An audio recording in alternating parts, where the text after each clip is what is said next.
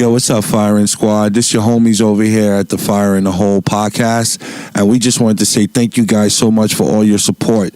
This episode right here, we knew we could have threw it on a Patreon, but just to show you guys love, because that's all you guys been showing, this one is for everybody, all the Firing Squad members.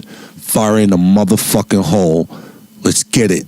But yeah, but when niggas will step on your neck, when they find out you broke, you can never show your hand, because when niggas find out you broke, they gonna treat you like you broke. Yeah, I already know that. My mom. So if you broke, stay up from around them niggas. If you ain't getting no money, what you doing around them niggas? What you doing around them, man? What you doing around them niggas, man? Some bullshit. Stay home then for goddamn, you could have been at home just chilling then. If you feel like you want to go to another nigga and just be around a nigga broke, man, don't never do that shit, because them niggas gonna treat you like you broke. Whole better nigga come out shit. when you just got $100.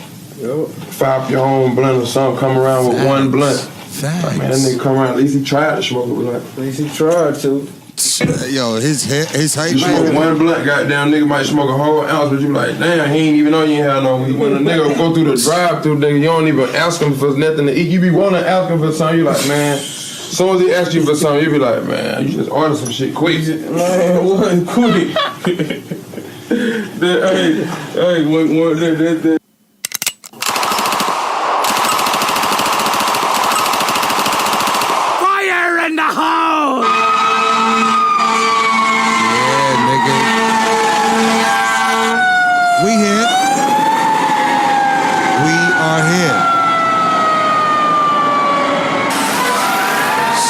Mad fucking loud.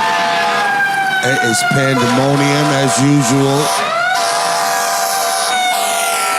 Hey, you motherfuckers. Welcome back. Welcome back to another phenomenal fucking episode of Fire in a Hole. Shit's just still going, huh? Doesn't fucking stop. emergency. Oh my God. Welcome back to another great fucking episode of Fire in a Hole. We got the team here, man. We got Mike, the producer Mike, or as he's well known over at Legions of Skank, as Black Mike. What's up, Black Mike? All right.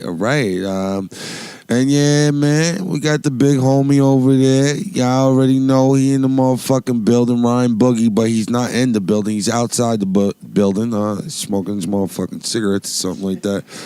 I think he said he rolled tops or something. Top, okay. And then it's the one and only, the motherfucking gangster of the crew, G Money in the building. You know what I'm saying?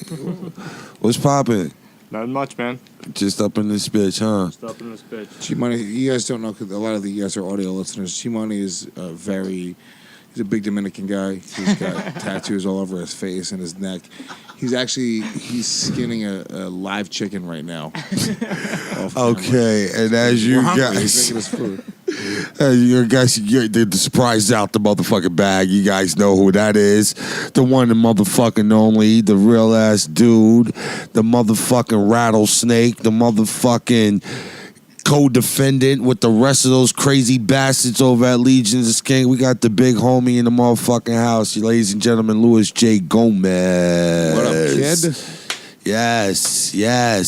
Where's the claps at? I thought we had that shit. Where my claps at for my... This is Louis, nigga. Where's my claps? Word, where's the claps at? I know there's like a weird thing between Dominicans and Puerto Ricans, but I'm not going to be disrespected by you. Thank you. Your fucking banana eating culture. All right, come on now. Make me sick.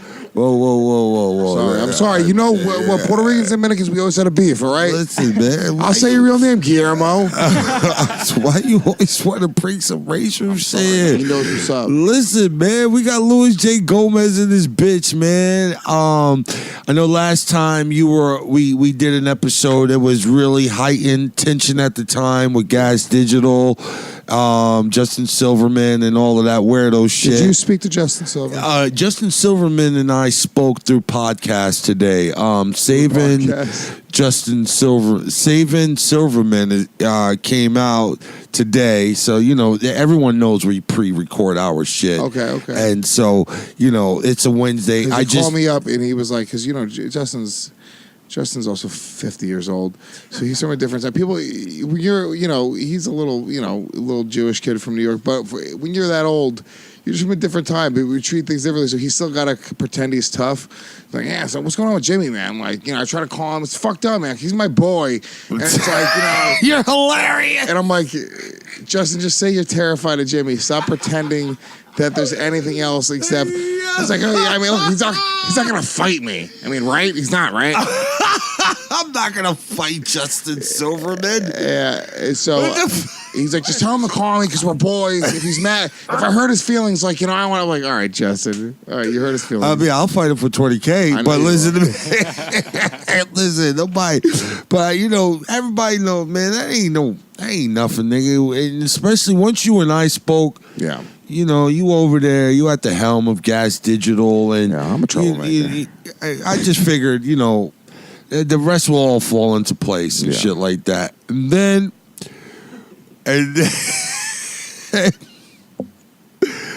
motherfucking Justin, left a message for me afterwards. But we got all of that on the Saving Silverman episode that just dropped today.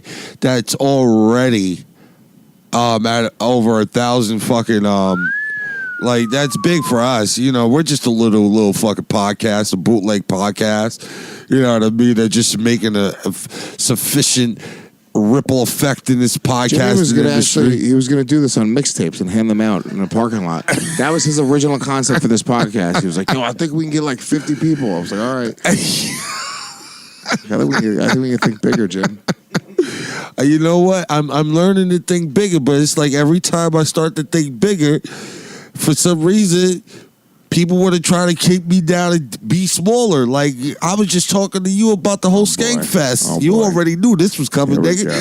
And then, I was just like, yo, I know Fire in the Hole, one of the hottest, if not the hottest, newest podcast in the motherfucking game that's really making noise. And Skank Fest is about to pop. These are the dudes that helped birth Fire in the Hole. This is going to be a Skank Fest given right here. And then I just found out, nah, Jim. But do you play basketball? We can get I really did say that. The most racist response a comedy festival has ever given anybody ever. Yo, can I do your comedy festival? Let me guess. You play basketball. Yo. We can win some money. Yo. And that's so crazy to me because, my G, then you started to name some of the people that's gonna, that's prospects of being the joint. We don't talk about any of those things. I know, but you're right. We talk about none of those things. You're right about that. But man, listen, Fire in the Hole. Why is this show? Why is the Firing Squad? And we constantly keep showing y'all on Twitter, on social media, that we're sufficient. Why isn't the Firing Squad, Firing Hole, not going to be? And fuck the numbers. If the people want it, it should be there. It should be there, man. And I know this. We done quadrupled our numbers since we started. When we first started, we was getting like 200, 300 maybe. And that was just outstanding for us. But now, We broke 2,000. Well, I always say this, like, if there was 300 people showing up every week in a parking lot, this is what you sold me on this with. If we went to Popeye's Chicken around the corner and we're like, yo, why you got to use some? I'm trying to get your audience to connect. I'm trying to First of all, my audience and white kids love Popeye's Chicken. Stop acting like even black people keep Popeye's Chicken alive. White people are crushing it. There's Popeye's Chickens in every neighborhood in this country. Okay. All right, man. And white people love Popeye's Chicken. But go ahead, give you 30. Black Mike, how do you feel about Popeye's Chicken? Of course. Black Mike, I love G Money can't afford Popeye's Chicken. But he would love it if he could afford it. Nah, that nigga got the cashier necking him out. That nigga get buckets at the end of her shift. And she giving that nigga apple cinnamon pies. Yo. That nigga G Money litty, man. I used to work at KFC. It was the shit. I still love KFC more than Popeyes. No, my nigga. Fuck all that KFC shit. Let's talk about Skank Fest. Damn it. You know, nice try, Shit. though, my nigga. Shit. Why isn't Fire in the Hole? Do y'all hear this, people? These niggas is not trying to light fire in the hole for Skank Fest this year, dog. I'm saying... This nigga said come back in a year. I did. It said come back in a year. I did. And we already making podcasting history in less than a year. Well, I mean... I'm just saying. You know what? Skank Fest, man, it's what the people love, man. It's what... I know we gonna still promote it over here. And I know we gonna try to get as many tickets sold for Skank Fest over here. Skank Fest, because we believe in it. Pre-sale sold out in 36 hours before we announced a single comedian. That's fucking... Because they know you niggas is the We shit. don't fuck around, baby boy. They you know know what's going on. And if you want to be completely real, you know, your brand new podcast, you just started. How many episodes are you guys in? This is 17. This was 17 episodes. You're 17 weeks into your podcast. This be 17. Walk before you can run, baby. That's No, all I'm fuck saying to you. that, my Let me nigga. say That's just like you telling the nigga, right? Shorty ready to fucking everything. She with you, pussy soaking wet, all that, ready to go. Well, hold on. But Let me now jump you on the want analogy. hold on. This is my analogy, I know. nigga. This is my analogy. She want to fuck, but you want to sit there and watch motherfucking Thundercats. But- the season. But she's 17 months old, and she's a baby, and I'm going to go to jail for raping this child. That's my perspective. I don't want to finger this baby yet. Yo, I gotta let first this of baby- all, I gotta let this baby's pussy get fingered Nah, a little bit nigga, before I this get in isn't- there. this I isn't- can't even get a finger in there. That's not turning me on. Yo, my nigga, real talk. I don't know where this analogy Turn goes. that shit all the way down. All that pedophilia shit, all that sucker shit. Turn that shit all the way fucking down over here. We're not playing that. Second of all, this isn't a baby, bro. Because what people don't really, but my audience know, I'm not new to radio. I was on morning radio, Hot 97. Nigga, Howard Stern used to talk about me on his show. I brought those niggas from 25 to number 1 within 4 months of me being up at Hot 97. They were rated at 25. This is after Star and Buck Wild was gone. Homie, I know what I do with these situations. If you put a mic in front of me and an audience is going to listen, I'm going to tell the truth. I And understand. the truth. Jim, I'm the biggest fan. No, of you. you are. You've yeah. always been. Of course. Once again, and I always keep telling, I say this religiously without you here. You are a major reason, the reason why Fire in the Hole exists. Right. People know that. All I'm saying is, you about to have these podcasts, you know, there's a lot of podcasts out here that's just some wild shit. Like, I heard there was some bitches talking about fucking thugs. And for them to be fucking thugs, they was talking about this nigga Nico White to be fucking, you brought that to my attention, Mike, the producer? Black Mike? Yes, I did. Yeah. What the fuck? Who was they fucking? What was this? The Guys We Fuck podcast. Yeah. What about this is the shit they talking about on podcasts and shit like that. They fucked who now? It was something about like fetishize. They got in trouble for fetishizing black males Why did they get in trouble for fetishizing black males? because Twitter fucking sucks. That's the truth. Yeah. No, I know. I fetishize white women I was about to every say. time I put my penis in them. I look at my brown skin next to their white skin. I'm like, this is a beautiful Thing. It is. It is. and it's because you're white. And also in my mind, I'm going. It turns me on because I know she's fetishizing me. Like I know this white chick is going, oh, this Puerto Rican guy is fucking me. This fucking jungle ape is putting his fucking brown dick inside of me, and that turns me on even Yo, more. maybe it wasn't Mike Harrington that put that fucking picture of Donkey Kong up there.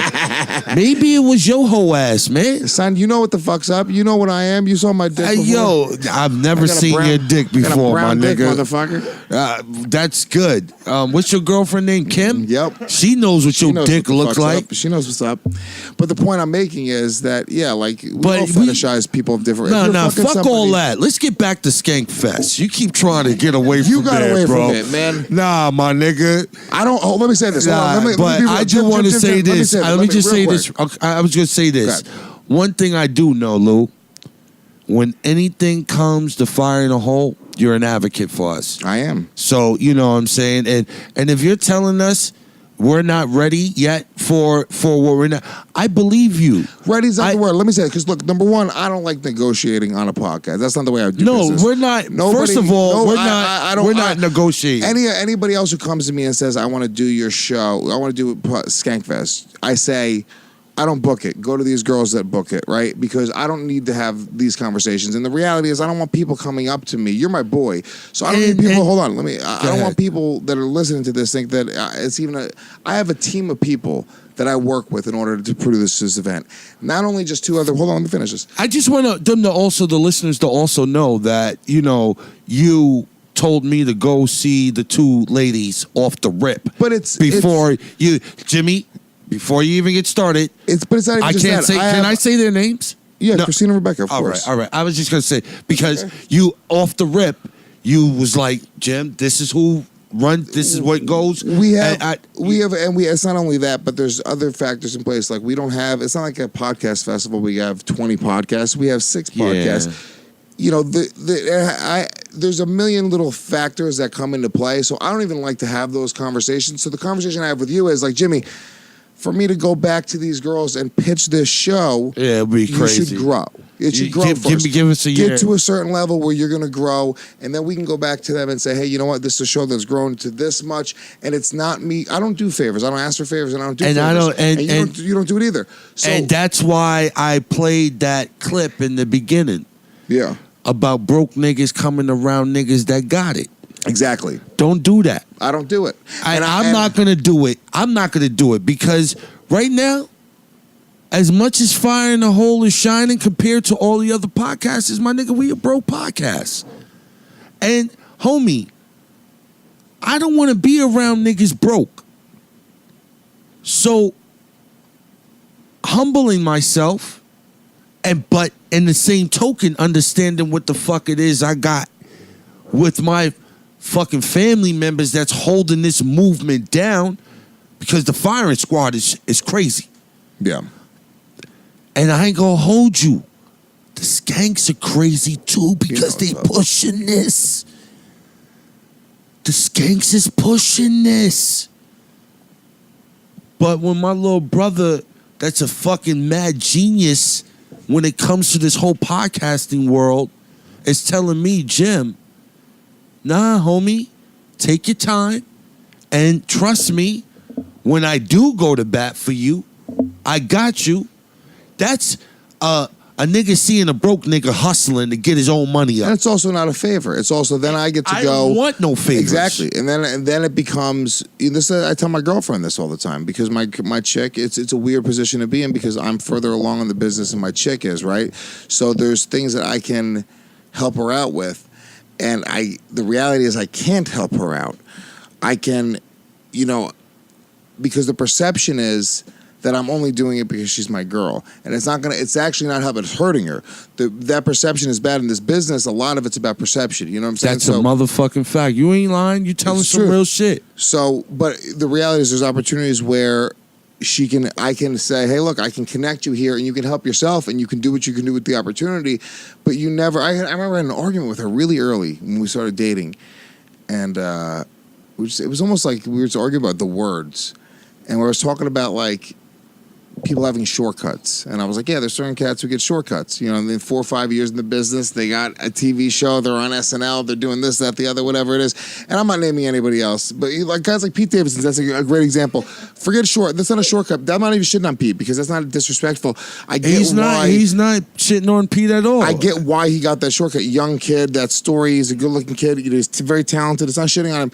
But the reality is 5 years in the business. He just has the it factor. Whatever it is, right. But there was a shortcut there, okay? There was like he skipped the line crazy. He didn't go through the shit that you or I went through, okay? Facts. So the point that I made was, I was like, look, the reality is you don't want shortcuts. And my chick was like, yeah, I do. I would love a shortcut.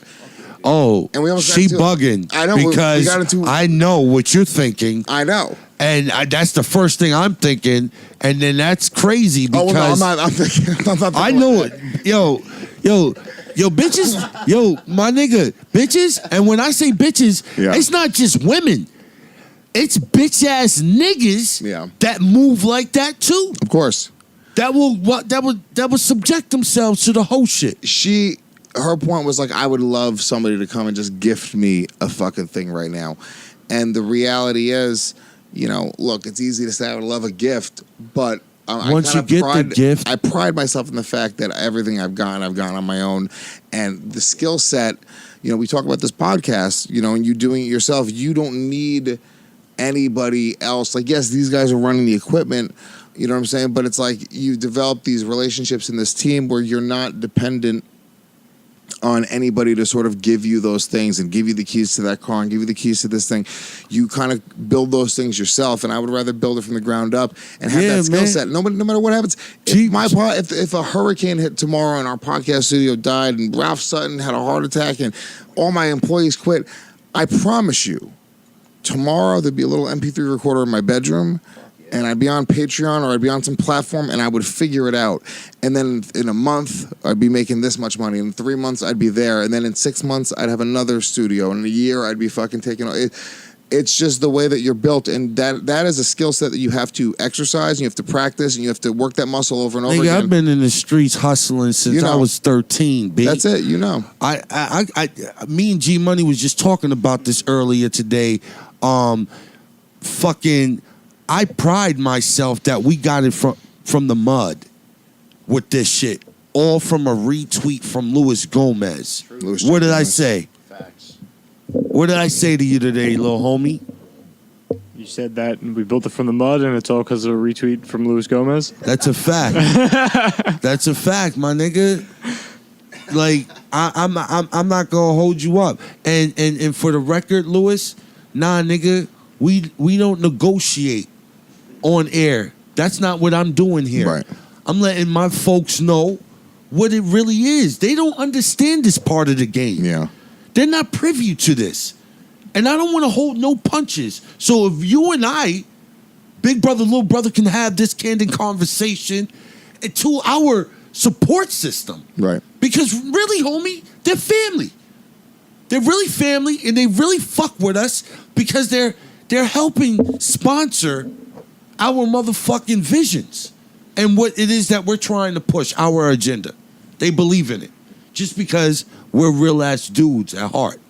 And real recognize real all day, every day. Of course. So I don't want you to think that this was a booby trapping situation. No, or it wasn't. I know. I'm negotiating. I'm just letting you know how I feel. Where I'm like, I don't want people to come up on you. The problem is when we have this conversation, then it becomes, oh well, now I can go and ask. It's like, well, no. They should know they shouldn't. They can't because, homie, you shut me down and told me I had to go speak to Rebecca. Listen, I'm not gonna even work myself up. And let them be stupid enough to come up and do that. Let them be stupid. I know you don't want the headache. Yeah. The reason I set myself up this way is because, like, look, the reality is you work for the Louis. podcast network. I can edit my shit. I don't.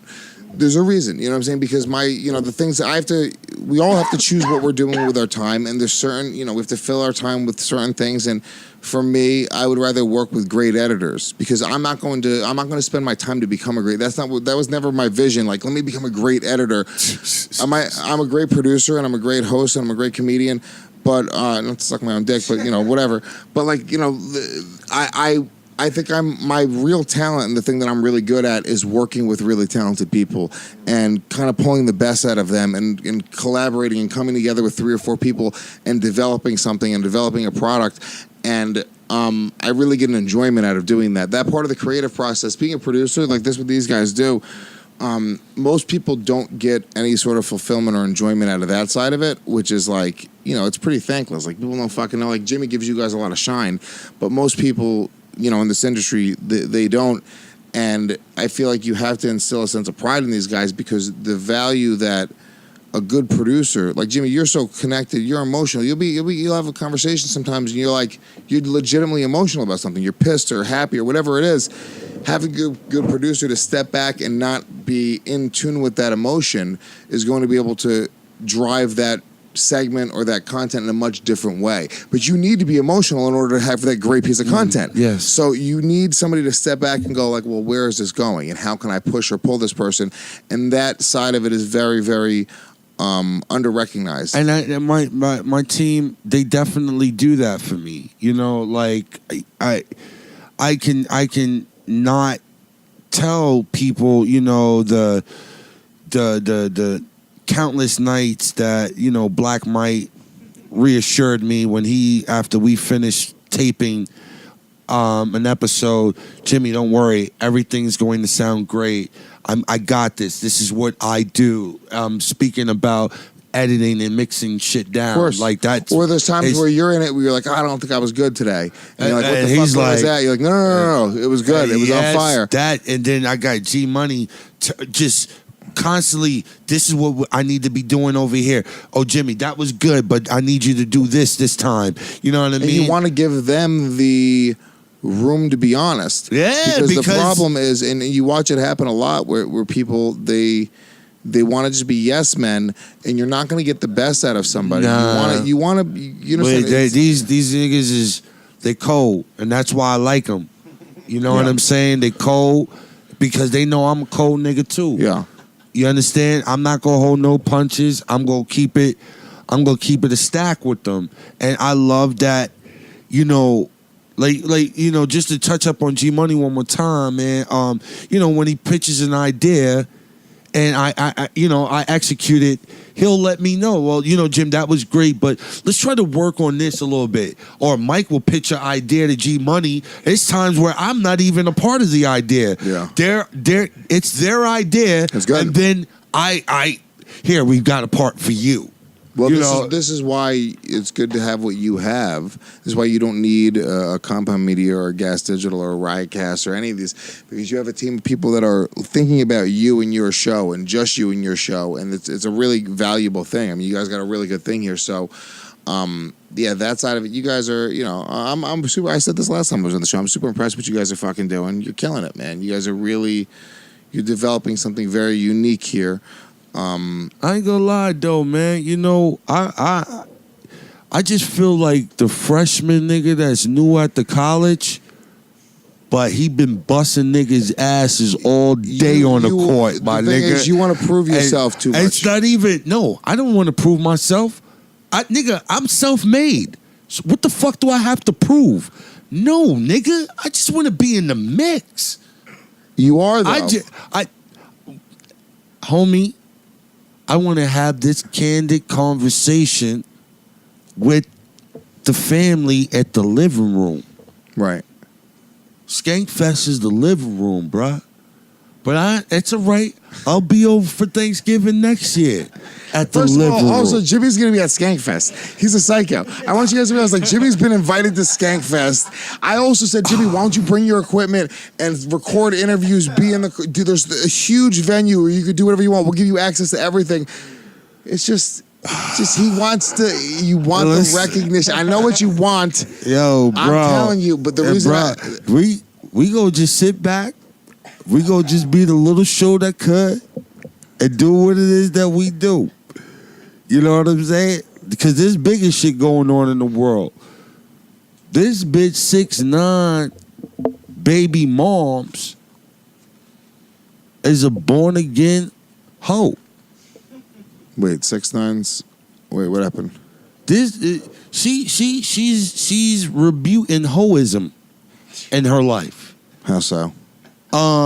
Because she thinks that she's better than 6'9" because he allegedly snitched on his codies. So she just thinks that because she fucked his homies, that she can actually be. You know what? Why am I explaining it when this bitch can explain it better herself? Lewis, take a listen to this bitch. Look, I don't give a fuck about nothing. Y'all can say what the fuck y'all want, call me a thot or whatever. I'm still able to walk outside. I bitches could actually recover from being hoes. If y'all really want to do that, can anybody actually recover from being a rat?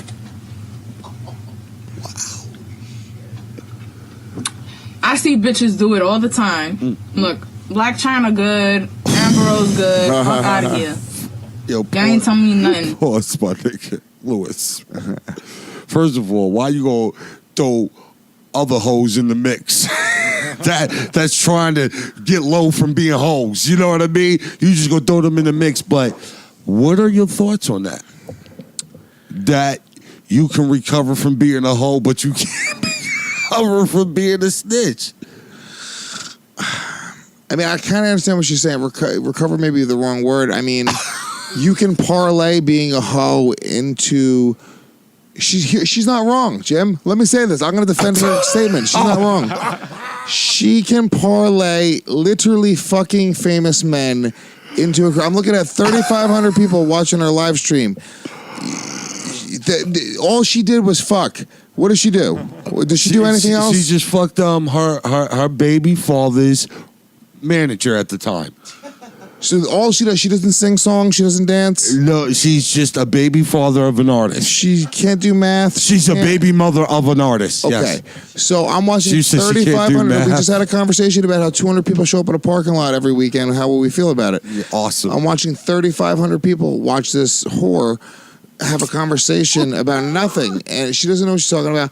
So the reality is, she's right. You watch people like Kim Kardashian, who, granted, she's from a lot of money, made for success in a certain way. But Okay. what popped off Kim Kardashian? It was her getting fucked on camera. That's what made her a household name.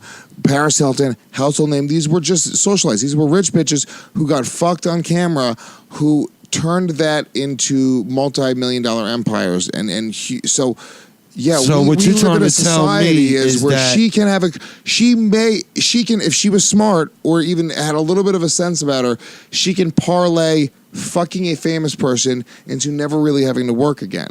And I think that you're never going to be able to parlay any being a bitch can snitch, do that. but you're not going to be able to parlay being a hoe. You can never parlay being a snitch into anything else. My nigga, they don't call it hoeing no more. They call it living my best life. Yeah. Yeah, my nigga. Watch these bitches. Listen to me. Okay. Now, I didn't have a problem with her statement. Okay? I just kind of don't all the way agree. You can never really recover from being a hoe. Nah, my nigga, the other day, people will love you though. I've loved some hoes. Homie, no doubt. That's a fact. Because we're damaged. My and I nigga- see myself in the hoe. So what happens, I've dated some hoes. I see myself and I'm like, I'm fucked up. I don't deserve anything better than a hoe.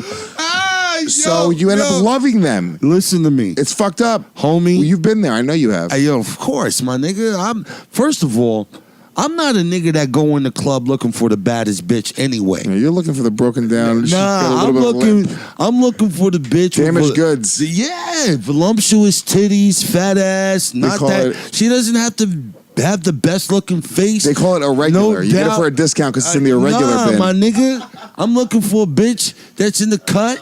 She don't really want to be out there. Her feet hurt. Whatever, nigga. I'm gonna get you a shot of Hennessy and see where that takes you mentally, verbally, and if you ready to go at the end of the night, I'm gonna bring you back home and we go fuck. And if you worth it, you go get another round of this daddy dick, and afterwards, Blue Chew, baby. my mama's gonna cook for you.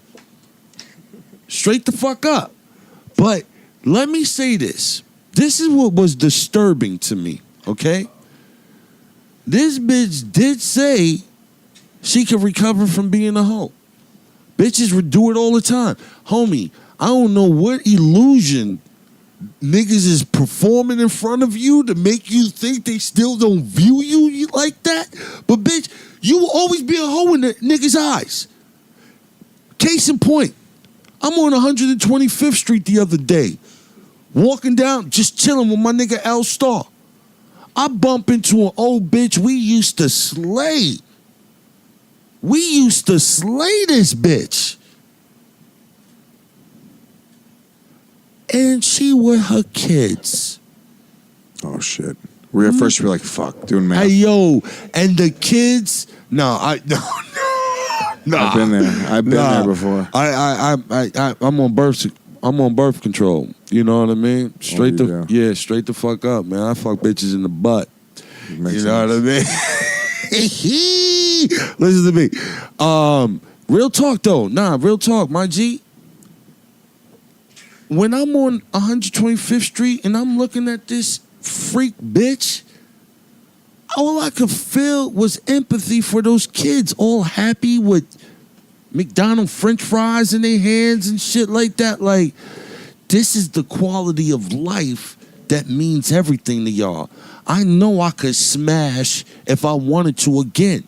You got 3 different kids, all 3 different baby fathers, and none of the fathers are present. If I wanted to fuck, I know I could. All I got to do is come over to the house and bring mad Chinese food for the whole household. It's true. Chinese food in a broke house? Nigga, you win kids over. It's Christmas Day. My nigga, it's Christmas every day. Chinese food is in the house. How do I know? I was that kid, nigga. Yeah. I used to have niggas upset with me because my moms wouldn't give them no pussy. These niggas used to go treat other kids. Give me that egg roll back, kid. Nah, they would go and treat all the other kids to ice cream when an ice cream truck pull up. And because my moms was just sucking this nigga dick or fucking him, he wouldn't get me nothing. I'll be over there in line with the kids and they be like, no. Tell your moms to get her shit together. Come on, Gerard. Word. That's the shit I was dealing with. Used to have me upset with my mom's like, yo, mom, what's the matter with you? Yeah. Get out there and suck these dicks. You bugging. Yeah. You fucking up my childhood right now. Daddy's not here. The fuck are you doing? I'm sorry, but... And there's niggas that probably still look at my mom's... My mom's... Her street name is Peaches, nigga. That shit just happened. A nigga named her Peaches. No, that shit came from somewhere, dog. That's hilarious, Jim. No, it's not hilarious. It's That's sad. very It's funny. scary. You need to put that down on a piece of paper and say that on stage. Nah, my nigga. That You know, shit. your name is if you don't, a nigga names you Peaches. You don't just get named Peaches. Yo, my nigga. And I don't even want to know what the peaches are, my nigga. Yeah. This is my mommy, bro. I don't even want to think. I'm trying to just not make jokes about Jimmy's mom right now. I'm Yo, just staring at the wall. son. Nah, yeah. I'm just But staring it's deep into just the wall. crazy. But she right. Niggas is making ratting fashionable out here. Yeah. Well, what it was, I don't even really know what happened with Tekashi 6ix9ine. What was the deal with him? Why is he in jail? Hey, he's got some Fed shit. He got wrapped up in the Feds. Oh, really? Yeah. I say I don't really know. I don't even fucking know. But what I do know is this. My little nephew, Tay, him and his partner, Gutter, my other little badass nephew. Everyone in Jimmy's life has a nickname. Gutter and Tay. Now, Tay is Taekwon is his real name, but, you know. Tay used to hang out with 6ix9ine and bring 6ix9ine on the block. At the time, he used to have the rainbow hair, but just not the tattoo. Yeah. All the tattoos and all that. Had the rainbow jacket, the colorful jacket, all that shit. Yeah. Homie, I'm so glad my nephew was up north on a whole nother different case and missed this whole wave. My nephew was in the house when he caught that case with the girl that lied and said that she was a certain age when she wasn't a different age. They was upstairs in the building at one of his little homies' houses. And not for nothing, everyone talking all this crazy shit about this little boy on the social media. I seen the little girl. She don't look like a little girl. How old was the girl? I think she was like 17 or some shit like that. How old she say she was? She was 14. But how old did she say she was? That's what I'm saying. I think She was seven. She was saying she was 17 or 18 or something like that. Look, here's the deal. Ready? And if you know this shit, man. This is the cold, hard fucking truth. Real America just isn't ready for what reality is. In the projects, a 14-year-old girl fucking some 19, 20-year-old guy, that's just happening Facts. Right now. Right now. Right now. And it's not weird. It's not looked down upon. It's not right. It's a different world. You guys are when kumbaya, white people, they have this whole kumbaya version of wanting to get everybody together, and it's like you don't know what's happening in fucking the hood, in poverty, in situations where it's like you don't want those guys in your house. You want fucking Will Smith in your house. You don't want fucking And the thing about it is, those niggas has got different kind of skeletons. Yeah. I preach on the show here. Don't judge other people. Don't judge other people because they sin differently than you. And listen, that was some of the realest shit you've ever said. Because you're right, nigga. I know that life. I know all about how these niggas is out here wilding instead of guiding these young girls to understanding what life really is. These niggas rather. I'm talking about grown ass niggas where this could be their granddaughter. Yeah. They'd rather stick their dick up in her opposed to educating her and putting her up on game. Mm-hmm. It's such a crazy dynamic, happening but it's regularly. real shit that goes on. And you know what? That R. Kelly, surviving R. Kelly shit, what about the bitches that survive in the projects every day? Yep. Because there's an R. Kelly in every motherfucking... At least R. Kelly's got a tour bus. Yo, my nigga, I'm just saying, my nigga, like, you brought up a very serious... It's real shit. It is real. It's real shit, man. It is. And I just feel like we can do so much better. I agree. I'm with you. And I think it's a, we have...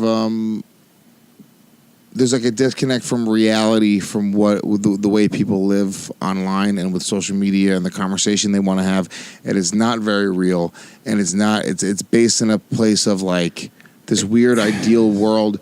And then when you want to have a real conversation, and when you want to have a real conversation, you want to look at real facts. People are so afraid to offend and so afraid to go. So it's like we have this whole like this social media and this world where everyone can connect and talk, but none of it's real. None of it's like a real people are afraid to have that real conversation. Nobody wants to have direct conversation, homie. There's very few percentage in the world. Yo, my nigga, I was on Shannon's show earlier today. Things like this. The thing is. Okay, listen to me. We talked about some real shit on the show, relationship wise. We as men, we did this. How the game is right now, the fact that we're calling it the game says a lot about what is the situation that we're living when it comes to what is supposed to be love between significant others. Niggas, we did this. What do you mean? We fucked the game up. Lying to the bitches, cheating on the bitches, taking the bitches for granted. Just overall disrespecting these women in ways that we would never want to be disrespected. Now that the tables is turned, yo, homie, a bitch sucked my dick and gave me $40 and left and went home. That shit threw me all the way off. That's some shit that a nigga do to a bum bitch. I'm not saying, like, I know I got my motherfucking, my little mishaps, but $40 is what you telling me this dick is worth? But they treating us just how niggas is treating them. We did this. I have a theory, and I stick to this. Women are here to destroy Earth. But we as men are here to detonate them. They didn't just wake up one morning and like, we're going to end the world. No. Niggas do shit to antagonize them to react the way that they want to react. Now, I'm not saying it's 100%. Some of these bitches is just off they coof. straight the fuck up. Like I tell bitches, you don't have to lie to me. You want niggas stretching your walls out? Then let niggas stretch your fucking walls out. But don't make me feel like I'm the only nigga here decoring your walls. I don't care. Niggas stop lying to these women, B. Tell these women real shit. Niggas don't want to have that direct conversation. Bitches really don't want to have that direct conversation. Bitch, next time you see a nigga that you want to eat your pussy, tell that nigga that shit. You know what? Gerald, I want you to eat my pussy. I've been waiting to tell you this shit for like a year and a half. I know Gerald sounds like a nigga that's 53 or something like that, but you know what I mean? I'm just saying. My nigga, next time you see that bitch out there, bruh, ask her, yo, you suck dick? Stop running from what you really want to say. Yeah, but you know what it is? And you know, maybe I'm just playing devil's advocate, but I'm in like a different headspace about like just like life. And it's like I feel like we put too much onus on sexuality, on getting laid. I don't even sex is sort of like I fucked so much in my life. I've jerked off so many times in my life. It's just sort of, I'm a little desensitized to how, like, it's not a big deal to me. So when people talk about, like, you know, like being sexually harassed, I'm like, ooh, oh my God, wow. Like, it's just not really like, it's just so not it's hard for me to connect with that being like even a thing in somebody's life. I like, and I'm not saying that that's right or wrong. I'm just saying it is what it is. So I feel like sometimes when people aren't being direct, maybe they're just playing a different game and they're after something different. And they always are. The reality is they're not being indirect for no reason. They're being indirect for a reason. You have to look at why they're being indirect. So maybe it's money, maybe it's power, maybe it's hidden something agenda. that they're hidden agenda. So I just think that sometimes when you have to look, it's like, why is this bitch playing games? Like, she doesn't want your dick. There's something else. There's something else there that she wants. So I'm more in that headspace now, where I step back a little bit and I kind of look at people's motives. And anybody. I mean, that was just that was just a direct. My phone's ringing like crazy. I apologize. It's okay. I gotta run out of here in a second. It's all right, man. I apologize. Listen. Okay, the world's better now? Okay, the world's better. The world's all right? We're good. Okay, guys, we can move on. Lewis just put his phone away, and Sorry, the phone. guys. It's okay. I'm gonna say this, man. Me, I was just using that as an analogy, but the truth of the matter is, every time sex is they feel like it's a party. I feel like it's a party about to turn up, nigga. Like I just think that we done took sexual activities for granted, like it's a given, like it's supposed. Whatever happened to the excitement and the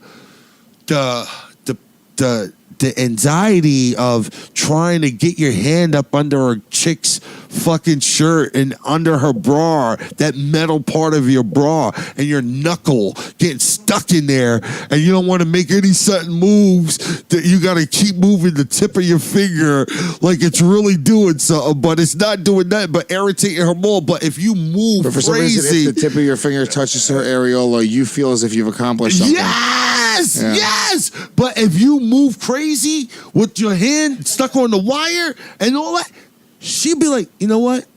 I'm good. Stop. So you just stick there, and your hand is losing feeling. It's hurting from that wire, the bob wire under her fucking titty. You know, but we don't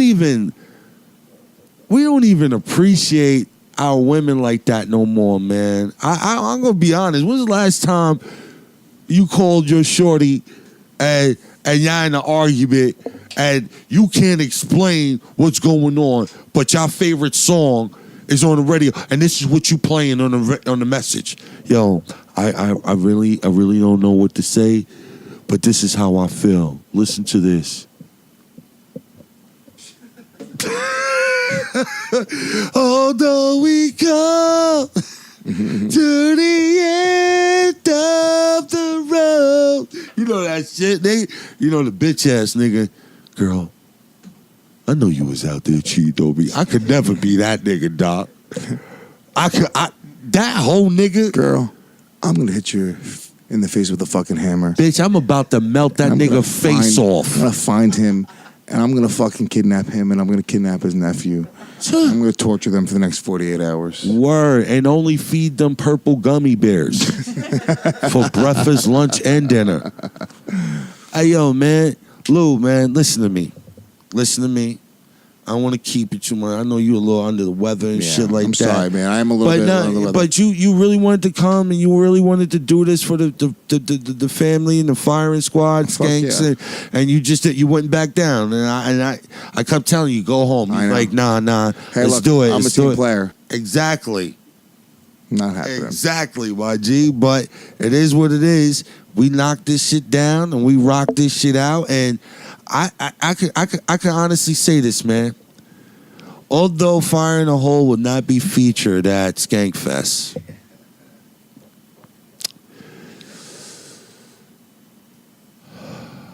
we're just gonna have a moment of silence for that. I don't know, man. I think Rebecca and Chris. You know what? I know this. I think they might pull some magic out the hat, dog. I'm not sleeping on. We'll see what happens. On Fire in a Hole being that motherfucking Skankfest. I'm not giving up on Gas Digital. I'm not. No, I'm not. And I know what y'all do over there, and I know y'all appreciate what we do over here. Y'all keep me in the mix, and we're humbled. I know our firing squad is definitely humbled and thankful. You know what I mean? Yo, before we get out of here, we just gonna shout out some people. And there's a couple motherfuckers that actually love you. Do me a favor. Shout out your people. I gotta make this call right now. I'm kind of dealing with some shit right now. I was supposed to be out of here 20 minutes ago. I know. Can you want me to speak to her? Let me holler at her. No, believe me. You sure about that? So do your shout out. Give me a second. Let me. All right, go ahead and do that. I'll be right back. You be right back. Go ahead. Let's just go step out, ladies and gentlemen. All right. I'll meet you guys inside in a second.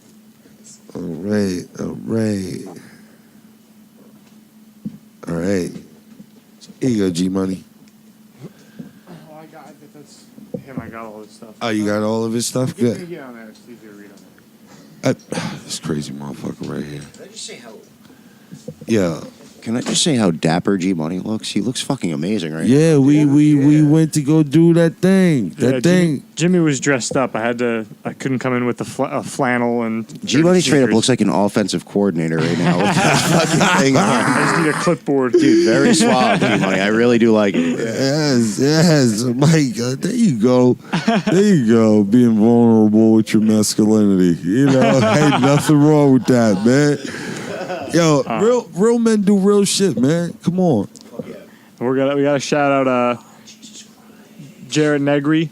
It was his 21st birthday this weekend, and I think Jimmy, you were supposed to shout him out last week. Yes, tell them what happened. He called you up today. I was like, "Yo, Jimmy, I was listening to the podcast." And, yo, where's my shout out? That nigga. And I love that he called me on it. Yeah, you know what I'm saying? I love that he called me on it, and he got back in touch with me, and it was just that was super dope. You know what I'm saying? Yeah. Like, and the fact that he always call me. Always. Y'all can always call me. 917-792-1593. Y'all can always call me. Who else? And we want to shout out his YouTube, which is Jerry Jr., and at Jarrett Negri, which is JarrittNegri. All right, man. That's all. I'm fucking shouting out. I just want to say this last couple of things here, man.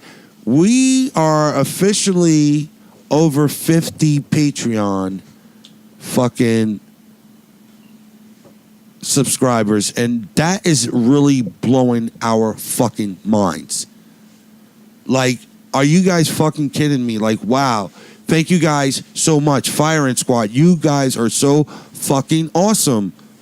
You guys are really making this shit happen. So y'all know what that means, that we've reached 50 and another 50 seals the contract deal for the fight with Luis Gomez. And he's officially back in the gym too, guys. Yeah, I don't know if he told you guys, I don't know if he's done with his phone. You know what I mean? But yeah, man, I'm going to just say this. before we get out of here? I really, really appreciate you guys. I am really, really humbled and thankful for everything that you guys do for the Fire and the whole NY movement. Thank you guys so fucking much, man. Any shout outs, G Money? No, you want to shout out your handle? No, I'm good. No, how about you just do it? All right. G Money at G Money FITH on Instagram and GI the Video Guy on Twitter. What about you, Mike, the producer, Black Mike? At Punk Rock MIC, all one word. On Twitter, yeah. Lewis? Brother, I love you, man. You love. Don't worry about it. We all leaving together, nigga. We all leaving together. Hey guys, as Luis Gomez thinks that he's gonna dictate the pace of this show, I love you.